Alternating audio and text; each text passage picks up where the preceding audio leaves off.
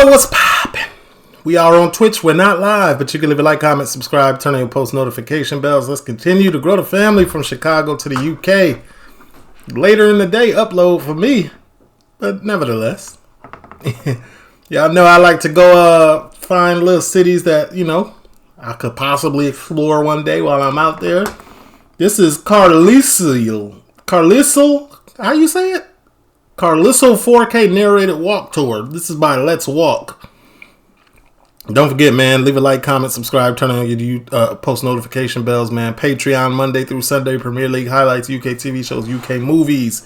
And we also got, I don't know if I said that right. I'm going to edit it out. Twitch.com live stream, usernames at the bottom. Talk to me. Copyright disclaimer under Section 107 of the Copyright Act 1976. Allowance is made for fair use for purposes such as criticism, comment, news reporting, teaching, scholarship, and research. Fair use is a use permitted by copyright statute that might otherwise be infringing. Non-profit, educational or personal use tips the balance in favor of fair use. No copyright infringement intended. All rights belong to their respective owners. It's 5 p.m. in Florida and I'm eating my first meal of the day. It's crazy. Welcome to Carlisle, a historic English city located... What did I say? So the S is silent. Why even put it? 10 miles south of the border with Scotland, boasting a history which stretches back more than 2,000 years. And on this walk around the city on a lively summer's afternoon, we'll discover everything from Carlisle's origins as the Roman settlement of Luguvalium to its magnificent medieval heritage. This city, home to one of England's smallest cathedrals, as well as a huge 900-year-old castle with an action... See? You gotta go north to get castles and cathedrals. They don't got too many of them in other places. They don't even be highlighting them if they do. ...packed history. And as we make our way between the city's most famous landmarks, we'll also discover plenty more intriguing stories.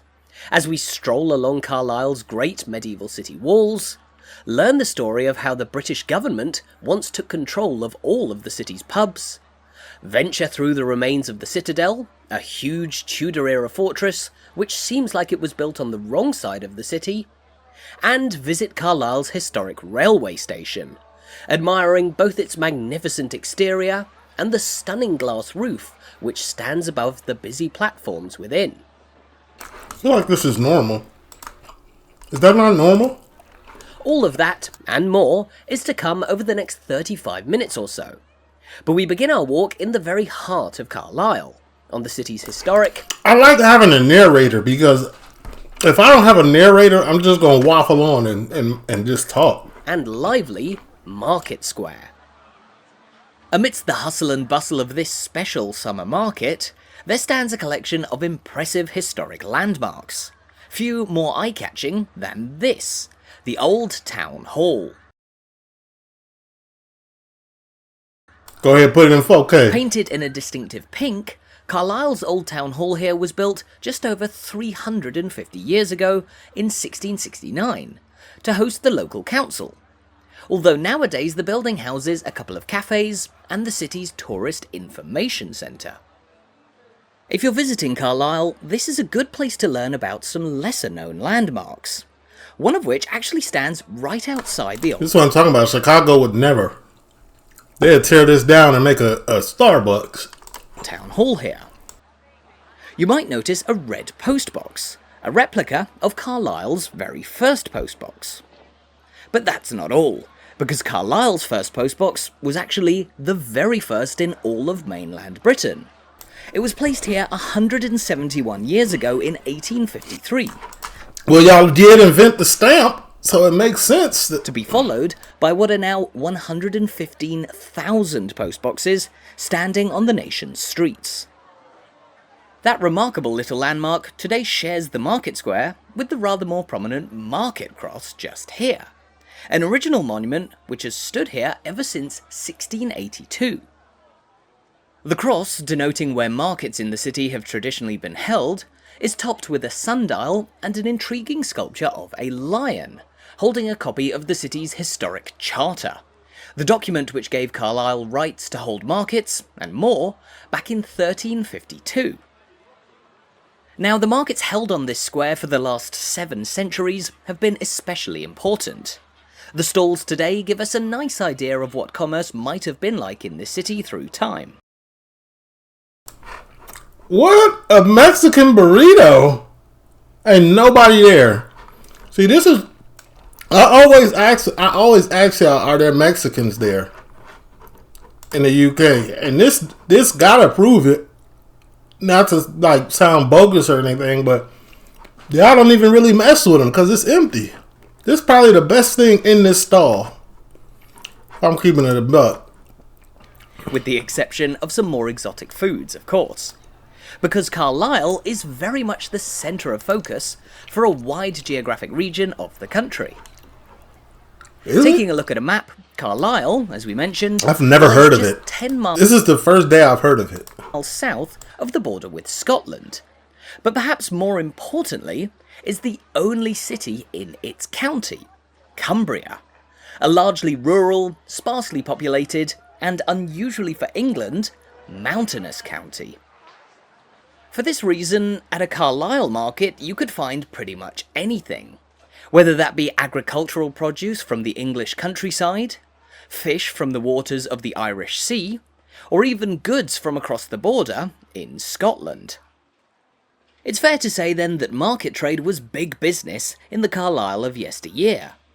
And here, just around the back of the old town hall, there stands an even older building which overlooked the city's bustling commercial sphere.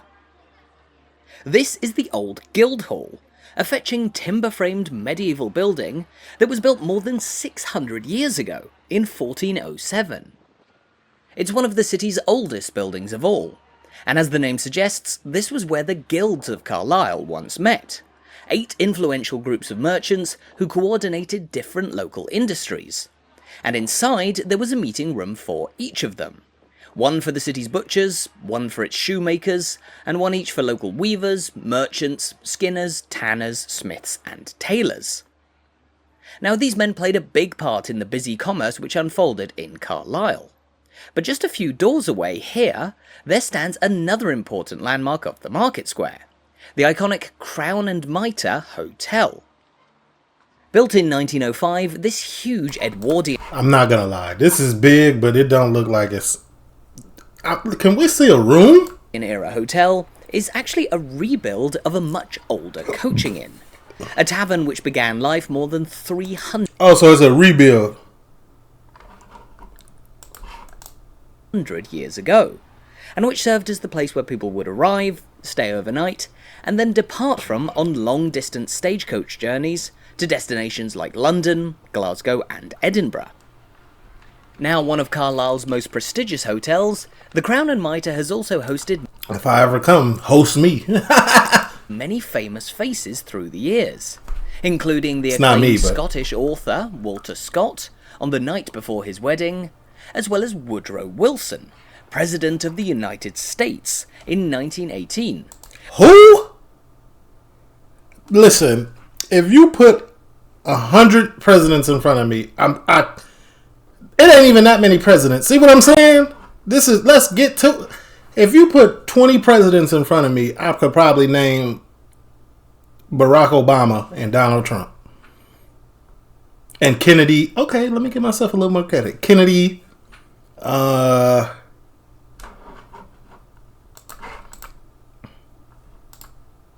when he visited Carlisle, the city of his mother's birth. Surrounding the market square, though, are plenty more historic inns. The King's Head here, for instance, dating from the 17th century, although local legend has it that ale has been on sale here for more than 1,000 years, since the... Y'all invent beer too? 10th century. That would actually make the King's Head Carlisle's oldest pub, though that's no surprise here on the narrow Fisher Street, one of the city's oldest streets of all, linking the market square with the place where most of Carlisle's historic trade takes place today, inside the city's huge Market Hall. Market Hall. So this is the original market hall. Every other city that got one be duplicating it. Built over 3 years from 1887 to 1889, this grand brick-built hall is one of just a handful of covered Victorian market halls still in use in Britain today. We be trying to do this in America too, low-key, make little market halls. I always felt like we was copying somebody. It don't feel natural. And it's home to a mix of modern shops on one side of the hall, as we can see here, and traditional market stalls on the other side. But it's not just trade that has been conducted beneath the market hall's Victorian roof. Through the years, this building has also been used as a local concert venue. Famous acts including AC/DC, The Who, Thin Lizzy and many more have actually played gigs inside Carlisle's market hall, right in the heart of this historic city centre. In fact, pretty much wherever you find yourself in central Carlisle, there's centuries, and in some cases millennia of history to be discovered. Fisher Street, for instance, was once upon a time the site of a Roman house, built just I'm not gonna lie, I'd live here. The town is too historic. I like historic energy. under 2,000 years ago. Even though, like, I wouldn't probably be welcomed, not here specifically, but back there in them days, in certain areas, like, I wouldn't, but nevertheless, I would like to live there. When this city existed as a strategic Roman stronghold. Now, Carlisle's history does actually stretch back to long before the Romans arrived. Well, maybe back in those days, I would be cool. Well, maybe, I don't even know. Once upon a time, this was one of the strongest towns inhabited by native Celtic Britons, although it's said that this settlement was likely burned to the ground when the Romans rolled into town in the second half of the 1st century AD. From that point on, the city grew and grew, and long after the Roman era, there came a medieval heyday, during which time some of Carlisle's most iconic landmarks were built, few more famous than the city's Cathedral, which we find just here. Carlisle's Cathedral is well known as one of the smallest in England, but it's also one of the most beautiful, unusually boasting one of the country's largest cathedral windows, here at the eastern end. A gorgeous addition. Is it stained glass? Of course it is. See, we got a few of these like type things in Chicago. There's definitely none of this in Florida. Ain't no way. Nah. None of this. No castles, no cathedrals that I've ever seen. Addition to a building with the best part of 900 years of history under its belt. Carlisle Cathedral actually began life as a monastery church, established all the way back in the year 1122. Monastery. But just 11 years later, in 1133, it was quickly elevated to the status of a cathedral by King Henry I. The king did this as a show of power in the often unruly borderlands between England and Scotland. The presence of a cathedral in the very northern reaches of his kingdom was a clear symbol of his authority, and intended to serve as a deterrent to any would-be raids or attacks from north of the border. So he was playing chess, not checkers. He was, hey, this is holy. Don't do it. Y'all know where y'all gonna head. Don't do it. And back in them days, they take that very, very seriously. But it wasn't just politics. Worship remained a key part of life here at the cathedral. And just here we find the remains of what were once the cathedral cloisters, part of the original medieval monastery which enclosed monks from the rest of the city, allowing them to focus undisturbed on prayer and religious study. The monastic community existed here at the heart of Carlisle for around 4 centuries, as the cathedral building beside them gradually grew in size. It was even rebuilt in the late 13th century into roughly the shape that we see today. Okay.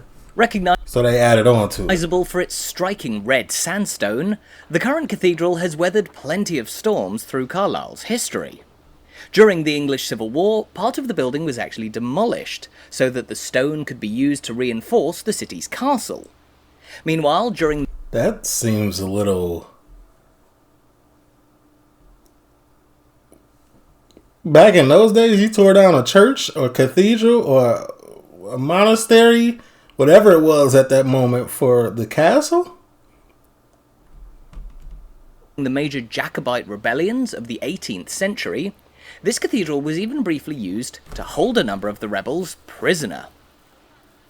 But not all of this historic place of worship managed to survive through the centuries. Just here, beside the main cathedral, we see a building known as the Fratry, originally a dining hall which was part of the monastery, and one of the few remains of a monastery which was largely destroyed about 500 years ago when King Henry VIII's infamous dissolution of the monastery's campaign set its sights on Carlisle here. Attack the church. Dissolution of the I don't even... As we can see, the cathedral itself was thankfully spared, and it went on to write many more stories.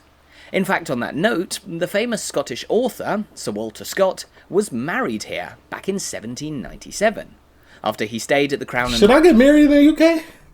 Will they hold up? Should I have no, I'm gonna get married here, but should I have a little ceremony for y'all out there and just invite all y'all? I'd be curious to see who shows up. The previous evening. How many people show up?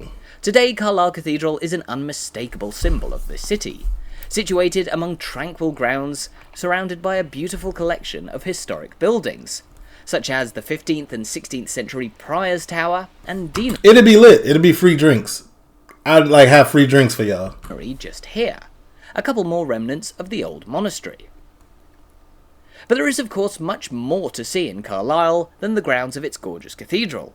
So let's make our way out by way of the Abbey Gate just here, which was built in 1528 during an extensive but rather ill-timed renovation of the monastery, just a few years before it was dissolved by Henry VIII.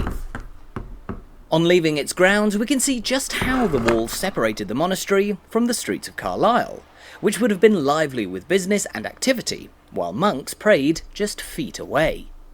Here we find ourselves on... Okay. Got it. You see, it just clicked to me. The monastery is for monks. That's why he was on that type of time. Well, he did not... No offense. But it's UK. It's smooth Catholic over there, right? Christian, Catholic. Back then in those days is what I'm talking about. Okay, so okay. I got it. I got what he was doing.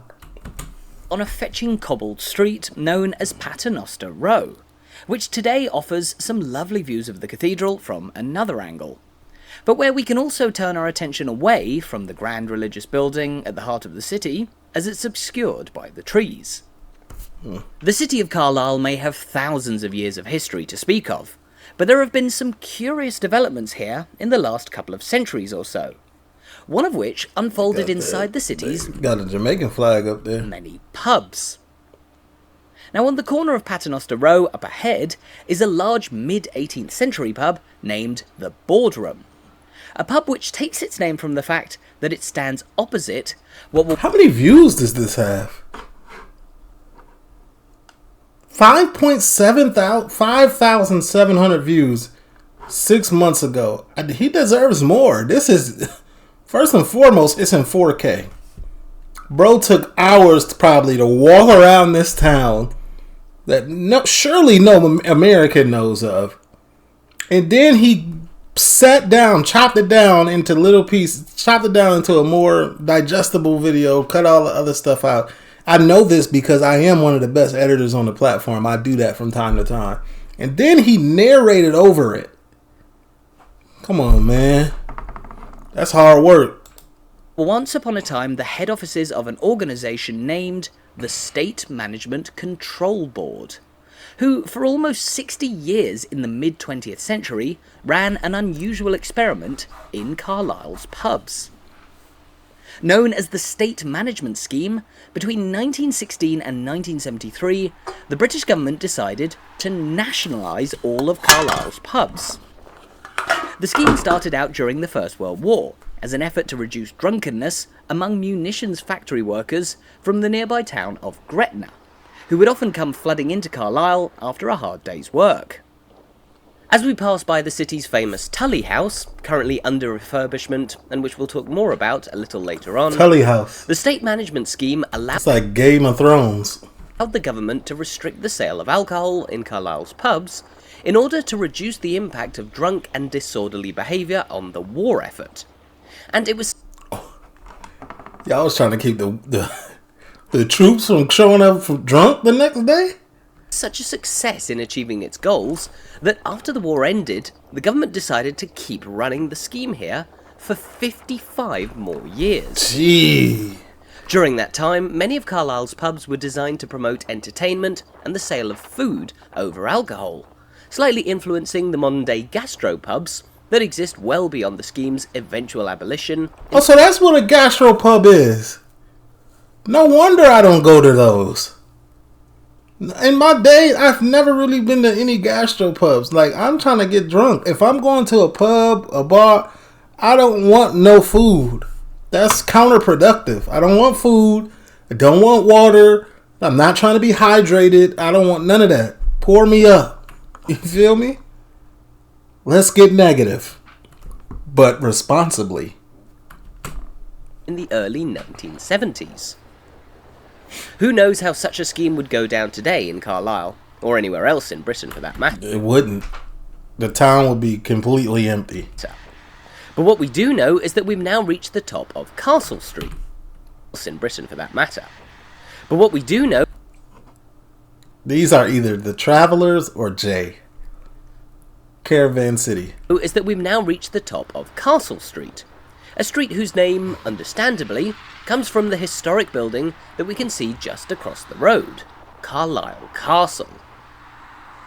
Now, as we wait for the lights to change, it's important to know that Carlisle Castle has been the centrepiece of this city's history for nearly 2,000 years, beginning its life all the way back in the Roman era.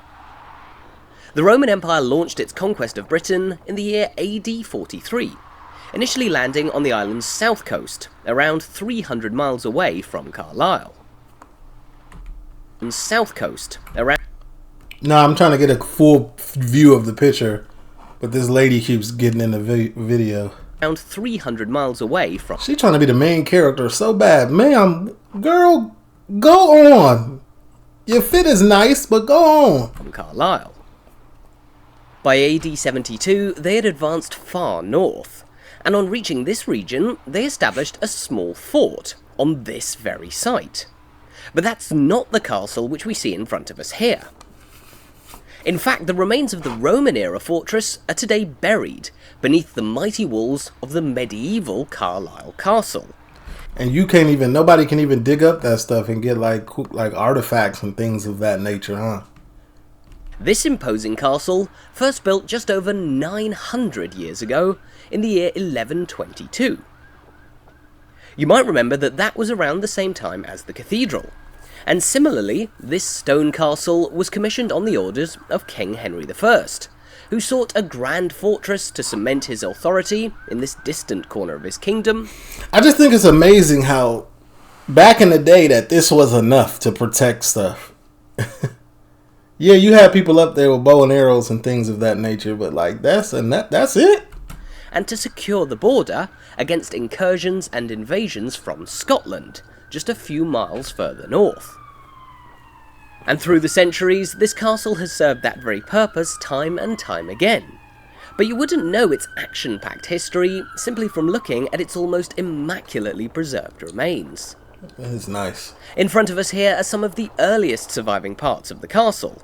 The striking main gate straddling the moat, and just beyond it, inside the walls, the castle keep. The central and most fiercely defended part of the fortress. So the moat, there would be water in there or something? Like water? And like water creatures? The keep was added to the castle a couple of decades after it began construction. And although very well preserved, not all of it remains today.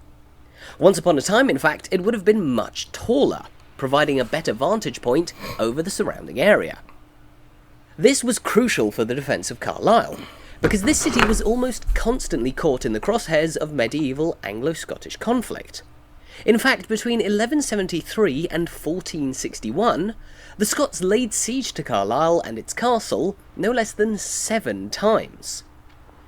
In later years, the borderlands became increasingly lawless, and Carlisle So it wasn't effective. Castle here was one of the few bastions of strength in the face of Oh, it so was. border reavers, parties of raiders who would cross the border in both directions to rob and pillage every town, village and person that they encountered.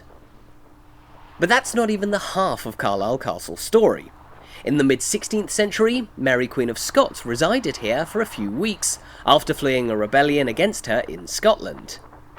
In the mid-17th century, during the English Civil War, Carlisle Castle was a stronghold for the Royalists supporting King Charles I, and one of his few northern strongholds throughout the war, although it eventually fell to the parliamentarians in 1645. Can you imagine being a king? Like, I'm the king of my house, and that's difficult. And the only battles I have is with the kids. Sometimes with the significant other, especially when she's PMSing. But like, imagine fighting all of these other territories, and we don't even got our house in order. And bro had a kingdom. Everybody got a kingdom back in them days. After a grueling 9-month-long siege. But as we now make our way back across the busy main road here, the story of Carlisle Castle is nothing without a mention of the events of 1745, when this fortress became the very last English castle to undergo a siege. This 5-day siege came during the Jacobite Rising of 1745, when Carlisle Castle was attacked and captured by Jacobite forces seeking to restore the old Stuart dynasty to the British throne. Jacobite. Sir, you gotta put a little cliff note at the bottom. Jacobite hyphen definition of Jacobite. Now I gotta go Google it. Composed mostly of Scots, the Jacobites' capture of Carlisle here was the first step of an invasion which pushed deep into England.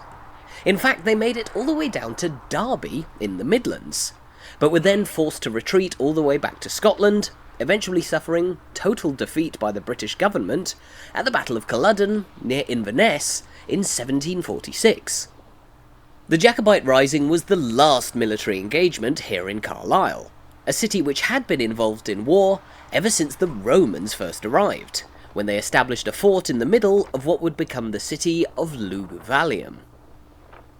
Now, once upon a time, This is probably one of the most storied. Now, a lot of y'all towns got a lot of historic value to it. But this one, just in particular, because it's got a narrator and I'm like really following on, like it's peak. This town done had a lot of smoke. It's been through a lot. Luguvallium was one of the most strategically important Roman strongholds in Britain. It also held the title of the most northerly city in the empire, situated more than 1,000 miles northwest of Rome itself. Fundamentally, the fort here served not only to confirm Roman authority over the native Britons of the region, but also to act as a staging post for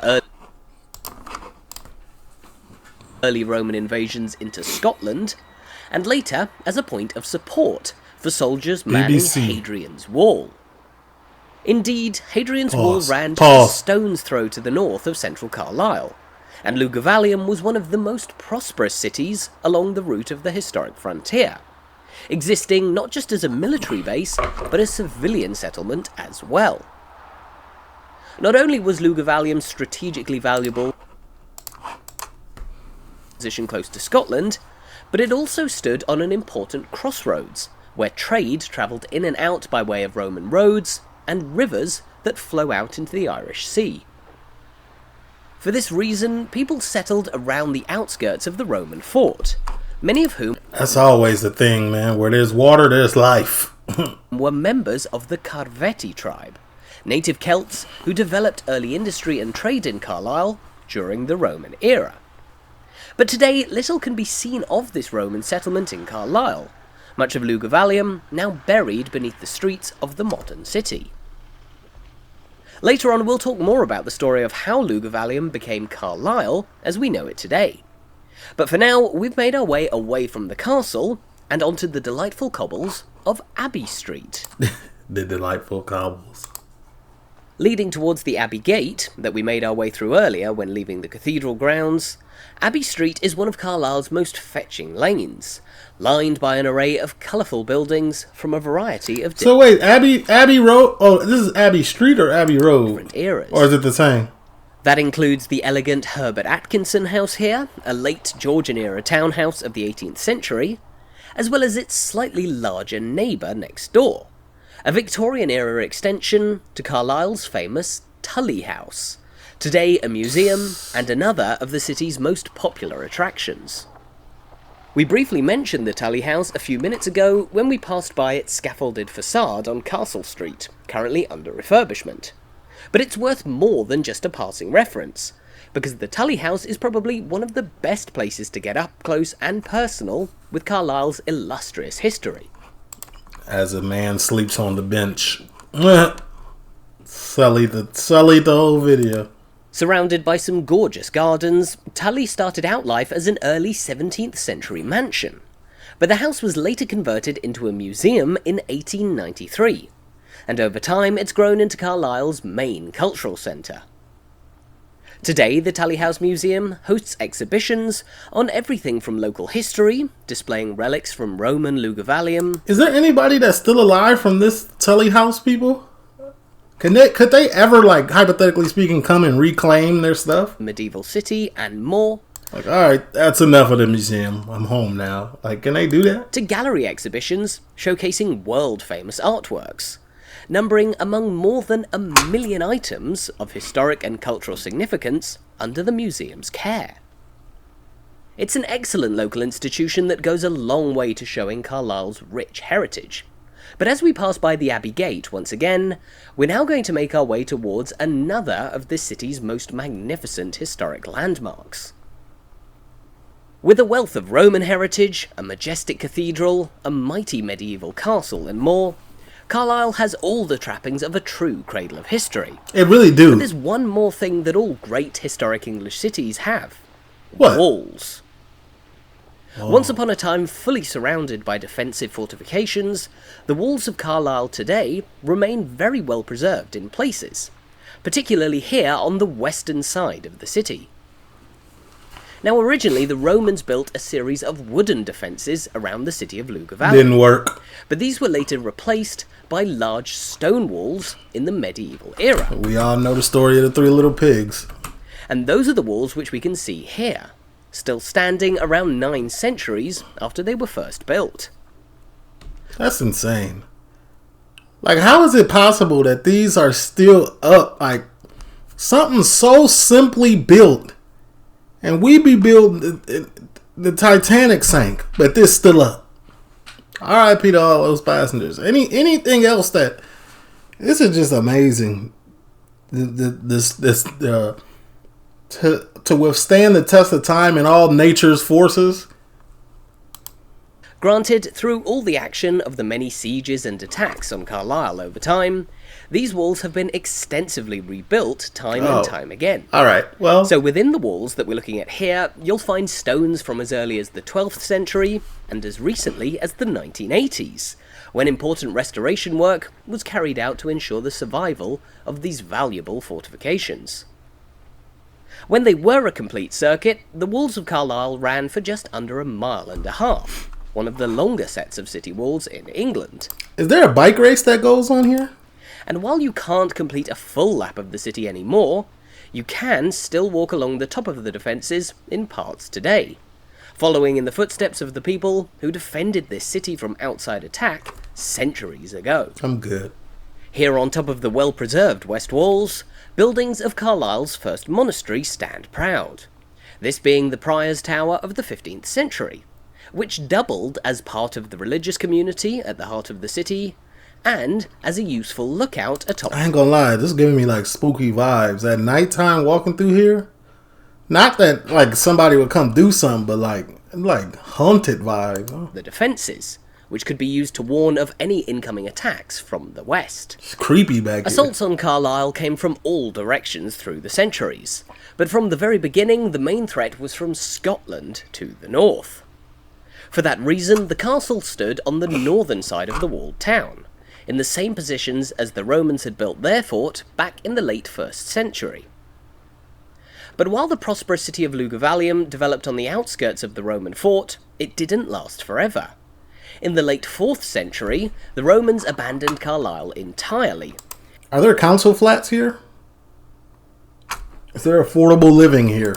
And the city once again came under the control of native Britons, specifically as the capital of the small kingdom of Rheged, an early precursor to what would become the modern county of Cumbria. Ah! The people of this kingdom spoke a local language known as Cumbric, whose closest relative in the modern day is actually the Welsh language. And in fact, the city of Carlisle's modern name even features a word still found in Welsh. The Car, at the beginning of Carlisle, derives from the word Caer, meaning fortress, which is also found in the likes of Cardiff, Carmarthen, Carnarvon, and more.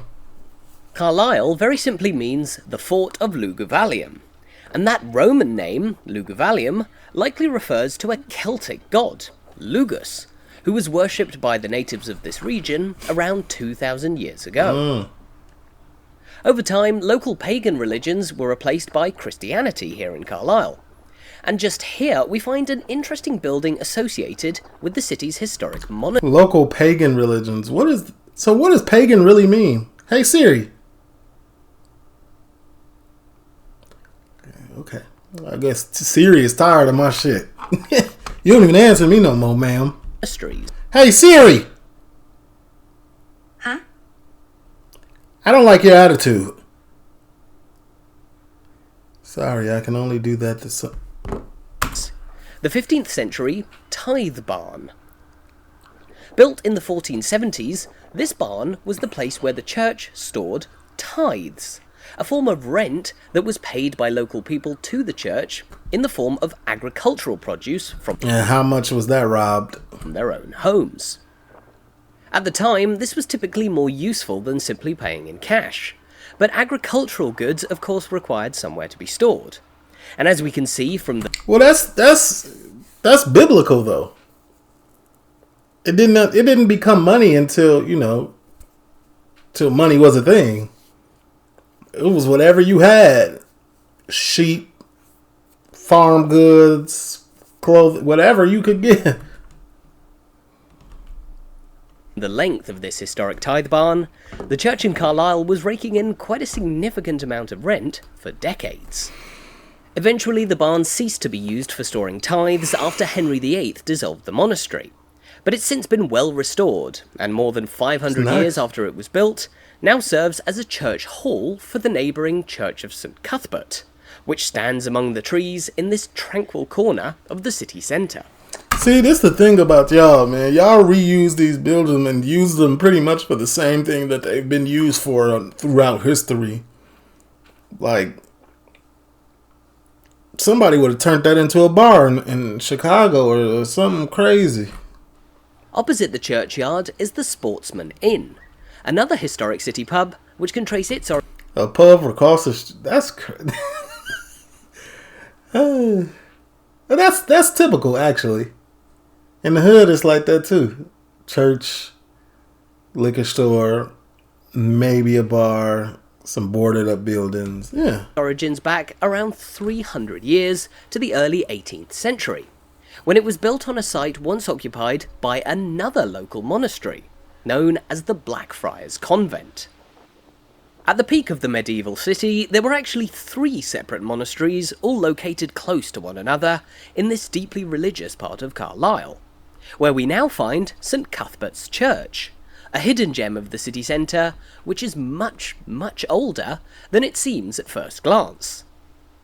The current church was built back in 1778, but it's actually the 4th church to have stood on this spot. The original St Cuthbert's is actually thought to have been built more than 1300 years ago in the late 7th century AD. Back then, it was likely a small wooden church in the heart of the Celtic city. Bunch of upgrades. But nothing remains of it, nor its two successors. I felt like Celtic Luguberth. Like, was Game of Thrones modeled after this city? Is this, the Snows, what is it? Is this where their hometown was? Is this Winterfell? In fact, only a 14th century stained glass window inside the current church is all that remains of the pre-Georgian era buildings. Before the current church was built, though, St Cuthbert's held an unusual title.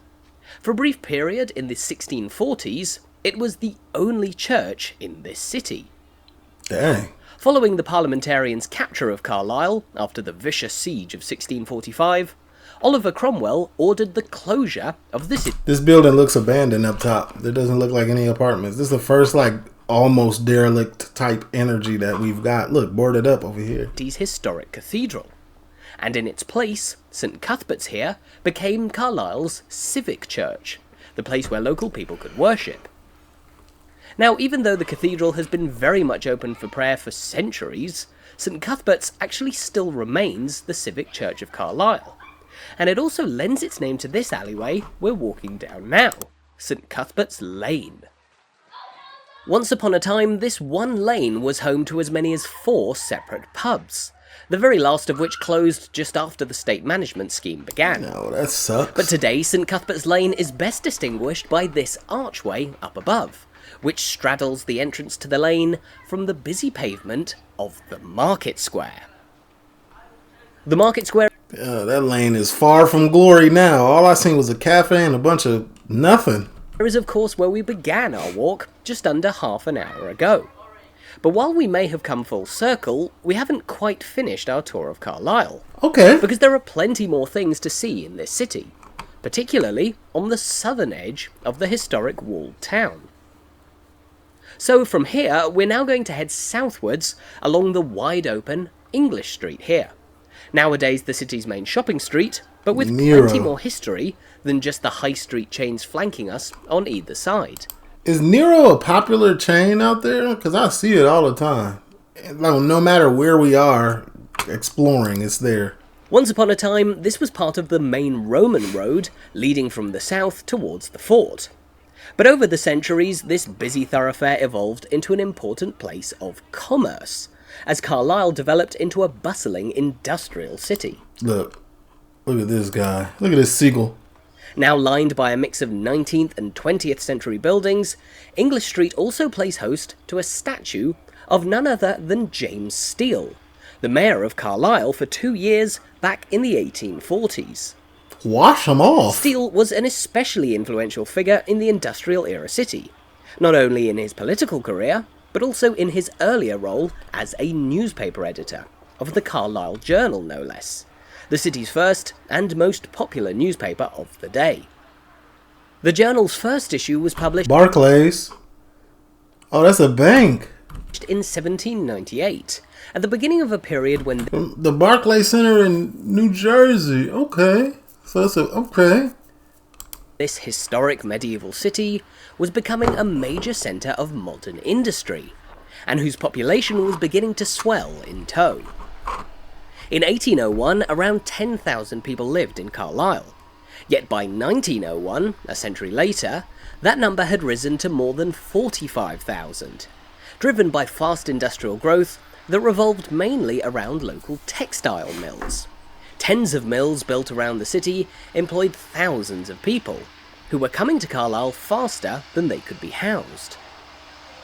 Like many Craig Cohen, to let. That's how y'all say for rent, to let. Historic cities turned centres of They do everything different. industry at the time, Carlisle suffered from dramatic overpopulation in the early 19th century. At worst, there was only one home for every 5 people in this city. And in practice, this meant swathes of workers who'd moved into Carlisle from the Cumbrian countryside That were homeless. were forced to live in all manner of makeshift shelters, including local slaughterhouses and barns, where basic sanitation was almost non-existent. It took the best part of 100 years for the city to build enough houses to cope with its growing population, and today Carlisle is home to around 100,000 people, living in what is the largest urban area in Cumbria, surrounding the comparatively tiny historic city centre. Now, the historic centre is marked by the boundaries of the old walls, and just here we're coming up on the southern edge of the defences, which in the mid-16th century became the home of a brand new fortress for the city. More fortresses? Originally, this was the site of the medieval Boccia Gate, Carlisle's main southern gateway. But in 1541, under the orders of King Henry VIII... That's the train now, ain't it? It was replaced by a new fortress to be known as the Citadel, which would... Oh, the Citadel! I swear, I promise you, I only know these words from Game of Thrones, and that's why that I am connecting this with Game of Thrones, because all of these words are real Game of Thrones-y. By the way, I'm watching that tonight. Season 7, Episode 1. Bolstered the defence of Carlisle in the aftermath of the king's controversial dissolution of the monasteries. Built on a grand scale with beefy defences, the Citadel here certainly looks the part of a mighty early modern fortress. And it was badly needed too. It was said that by the time the Citadel was completed, the defences over at Carlisle Castle had been reduced to just one old gunner, not quite enough to fight off another Scottish siege. But of course, attacks by the Scots typically came from the north, yet the Citadel here stands protecting the southern side of Carlisle. Typically came from the north. Bro got Daisy... He got mid-thigh shorts on with a sweater. Are you cold or not? I'm lost. Yet the Citadel here stands protecting the southern side of Carlisle. This might seem like an oversight, but during construction the gun emplacements in this fortress were built to face northwards, that is towards Scotland, but also directly over the city of Carlisle itself. It's said that this served as a clear message from the king, that he would rather see Carlisle, such a strategically valuable city, destroyed entirely, rather than have it fall into the hands of the Scots. Well, that's not for the people, is it? But that's how they rolled back then. Watching from Game of Thrones, they'd rather tear it down than give it over. In any case, the Citadel's time as a fortress was actually rather short-lived. In 1611, just 70 years after it was built, it was closed and converted into a prison, and then the city's crown court a couple of centuries later. The courts moved out in the 1990s, with the towers of the Citadel used for a number of different purposes in the years since. I would have hated to go to court at this. Like, you feel like you're never getting out. Like, they're going to put you in a dungeon. But after a recent restoration, this historic fortress stands as an impressive welcome to visitors approaching Carlisle from the south. That's wrong. And if you're keen to learn more, you can actually take tours of the inside of the Citadel's West Tower, home to old jail cells and courtrooms. But all of a sudden, we find ourselves outside the historic walled town, which we've spent most of our walk exploring. But even here on the edge of Carlisle's centuries-old nucleus, there are some truly splendid buildings. Few more splendid, in fact, than the city's absolutely magnificent railway station. Alright, let's just go inside. My bad. Just station building to really drive home its significance. It's nice. This elegant station building was completed in 1848, 1 year after the station actually opened, originally under the name Carlisle Citadel, for the building just beside. The station was a big undertaking, but it was done for two separate railway companies, the Lancaster and Carlisle Railway, who ran the line down to Lancaster, and Caledonia Railway networks together. This is nice. All of these look the same, though. An otherwise sparsely populated part of Britain. The glass ceiling, I feel like we have that in Chicago. I can't remember, but yeah, we do. And over time, it became a crucial stop on glass and be treated to the... It's nice, nevertheless, man. I'm going to end it there. TLO, leave a like, comment.